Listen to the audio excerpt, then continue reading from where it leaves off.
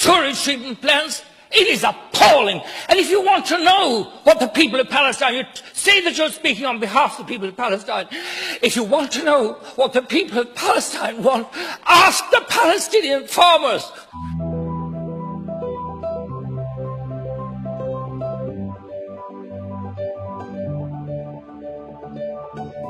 We've seen the most desperate and brutal violations of people's right to protest against injustice, against occupation, against the taking of the very ground from under people. Israel is an apartheid state.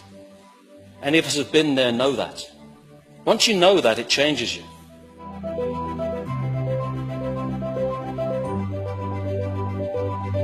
Though these settlements are repeatedly condemned as illegal by the EU, UN and the Irish government, they continue to extract valuable natural resources and agricultural produce.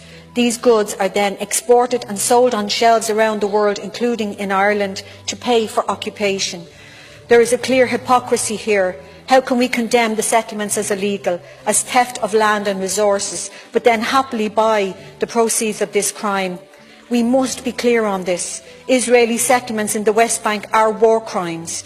This is what we're dealing with, and I'm amazed at how relaxed people can be about it, as if trading in the proceeds of war crimes is not a big deal.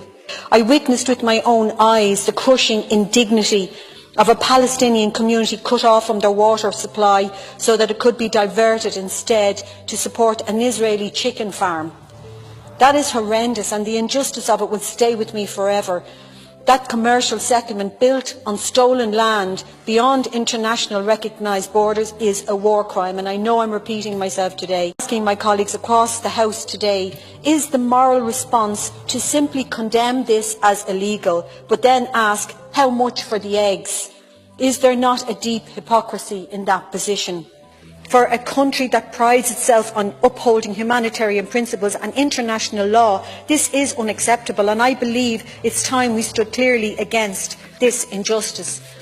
We are doing commerce with people who are committing war crimes, and I believe that this bill from Senator Francis Black is where we get a chance to break the consensus that has utterly failed the Palestinian people. The case for this bill has become even more compelling, if I may say so, because we've seen appalling atrocities, killing of Palestinian civilians. I raised €55,000 to put in solar energy and water treatment plants, and I saw them being demolished, bombed by the Israelis. That's what happens. There is something rotten in the way democracy is defined.